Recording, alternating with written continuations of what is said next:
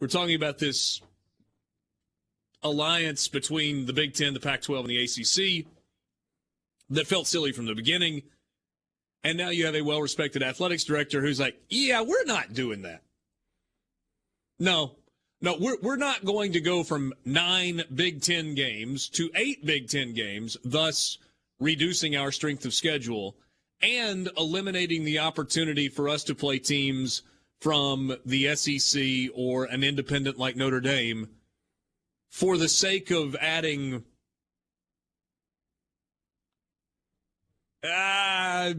Oregon State and Wake Forest to the schedule on a given year. On the future schedule for Ohio State, for example. By the way, again, shout out Southern Miss. We'll start the 2024 season in Columbus, Ohio. Good for them.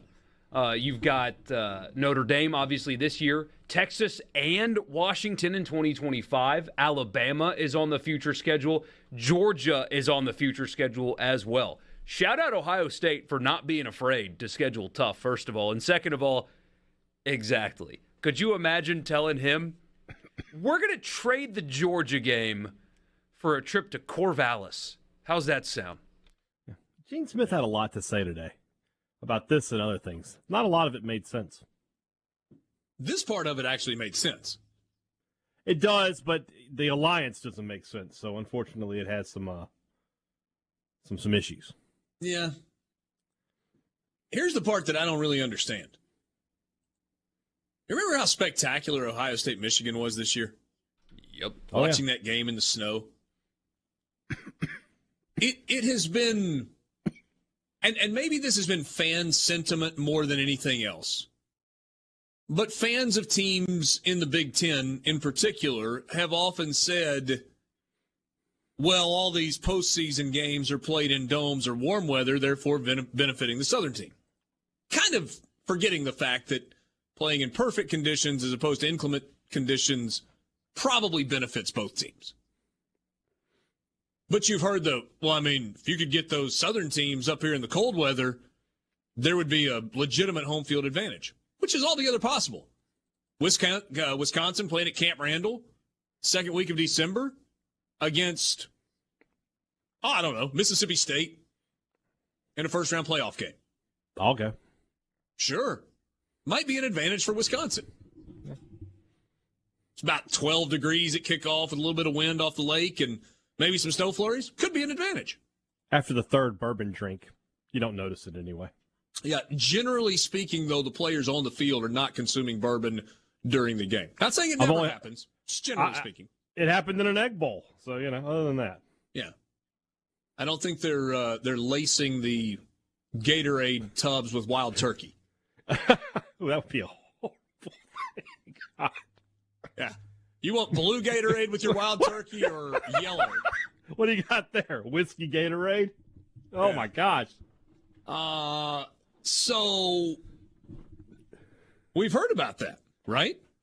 But now we hear Gene Smith say, if Ohio State is selected to host a college football playoff game in the future, he would recommend playing the game indoors in Indianapolis rather than playing in Columbus in the out-of-doors at Ohio Stadium.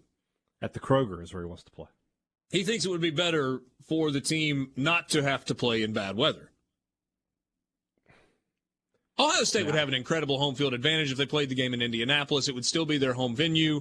They would take up 90% of the tickets. It's a place that they're familiar with because they frequently play in the Big Ten championship game. But can you imagine Keith Carter or John Cohen saying, it really might be cold the second week in December, and so if we are selected to host a college football playoff first-round game, we're actually going to go try and play that in Mercedes-Benz Stadium in Atlanta. Yeah. Actually, we're not going to do that in Oxford. We're not going to do that in Starkville.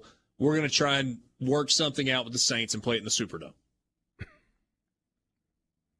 Imagine what the mayor of Columbus thinks when he hears that. Yeah. I know Columbus is a bit it's a big city. relatively speaking. It's big for a college city. They've got a couple of professional sports franchises. It would exist on its own. It's capital city of a very populous state. But still, a couple 100,000 people in your town for a weekend is big-time money. 2 hour and 45-minute drive. So a little bit farther than Oxford or Starkville to Atlanta, a little bit farther than Oxford or Starkville to New Orleans. About 175 miles. It would be like if, for Ole Miss, if Dixon, Tennessee had a domed stadium, 40 minutes outside of Nashville. You'd be asking your fans to do that instead of have a home game. Because it might snow? I mean, it's like all the people that were saying, well, you can't do it in these northern stadiums because they've got to winterize the stadium. What? So winterize it. And then de-winterize it. And then winterize it again if you've got to. All you're doing is flushing antifreeze through the pipes. I mean, turn the electricity on. It's fine. Yeah, this is another example of a college football administrator having zero common sense, self-awareness, inability to make the easy and correct decision.